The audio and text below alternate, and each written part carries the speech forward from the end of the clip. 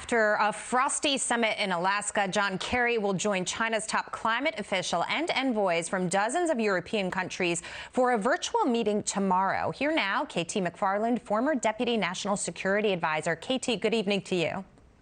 It's great to be with you, Jackie. Thank you. Look, this is going to be another test for the Biden administration with respect to how it deals with China. We're talking about climate right now, and China has been one of the biggest offenders, one of the biggest global polluters, and we recently just rejoined the Paris Climate Accord, essentially getting back with the powers and saying that, you know, certain countries can follow the rules and other countries don't have to.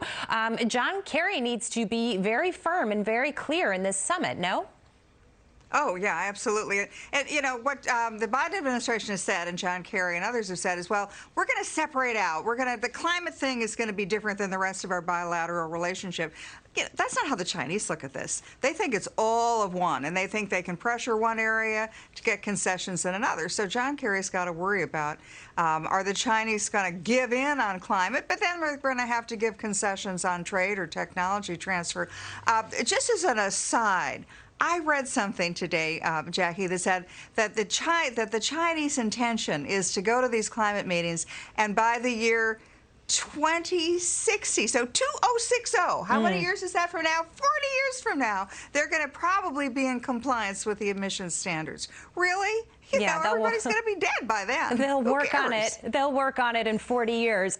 You know, KT, it's interesting because I think you're right. I don't think you can separate out these policies. I think they're all interconnected. And this is all a reflection on how China will look at this administration. And if we sort of rewind and look at what happened in Alaska, many people were saying, oh, Antony Blinken did a great job and he laid out all the problems. Well, he did list them, but China came on very hard as well. And I'm not sure if if you had to pick a winner there, if you could say that the United States won. I think these are all small little tests. China's expecting this to be a weaker administration, and they're seeing that they can push a little bit harder.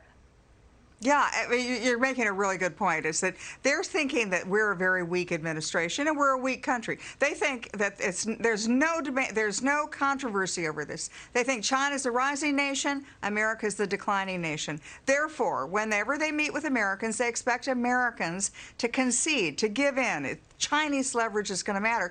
And I think that in Alaska, just the way the whole thing played out was really indicative of the Chinese saying, you know, we want you to back off. Think about this. The Chinese came to the United States and on our territory, on our land, trash-talked us and criticized us in a very firm and nasty way, using, you know, counterculture, woke media quotes against us. And Blinken, instead of getting up and walking out, which is what anybody else would have done, he stood there and he came back and he said, well, you know, we have a lot to work on. We know, you know, come on. You don't let the country trash talk you in your own territory. Well, it's another sign of weakness. Yeah, it's illustrative of the approach that the administration is taking. And you think back to the Obama administration, it was, you know, similar kind of policy, similar kind of stance. And China knows it's not dealing with Donald Trump again here.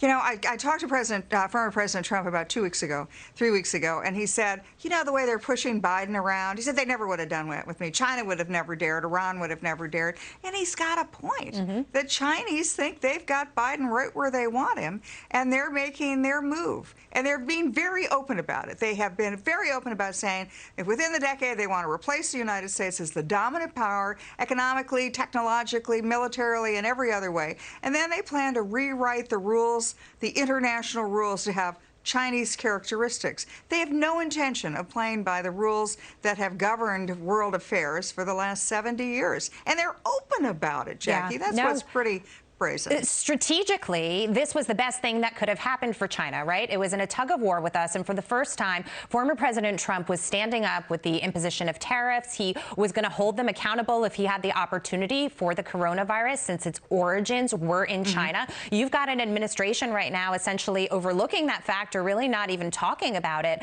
At the end of the day, when you see the kind of destruction that this pandemic caused, and China could have done something about it by containing people within the country, and they didn't. And there are a lot of people that live in this country that are going to look for an administration to take action, to kind of say, China, you need to do something about this. Reparations. Yeah, and China, however the virus came about, whether it was in a wet lab, a lab, or monkeys transferred it, or bats transferred it to humans. The fact is, once the Chinese knew that it was so contagious and it was so lethal, what did they do? They locked down their own country. They wouldn't let their own people travel to Wuhan and back. But they told the rest of the world, everything's fine, not contagious, don't worry, come on to China. And when other countries, including the United States, tried to shut down travel with China, they called them racist. They called America racist. Trump was a racist. And yet now here we are a year later, and look at the devastation this has caused and continues to cause. I remember that, KT. I remember very well President Trump was criticized for shutting down travel, that he did it too late. And those were the comments that were coming out then. Could you imagine if he had tried to tried to do it earlier, the pushback he would have received? And now, of course, everybody is saying, oh, the previous administration handled this all wrong. Look, Operation Warp Speed is getting jabs in people's arms thanks to Donald Trump. Like him or hate him, it was his actions early on about letting the laboratories and big pharma take the lead that have made the world a very different place. The Chinese may have started the virus, but we cured it. And we have not one, not two, three, four vaccines. And I really credit Donald Trump for that. Let's leave it on that note. KT McFarland, great to see you. Thank you so much. Thanks, Jackie.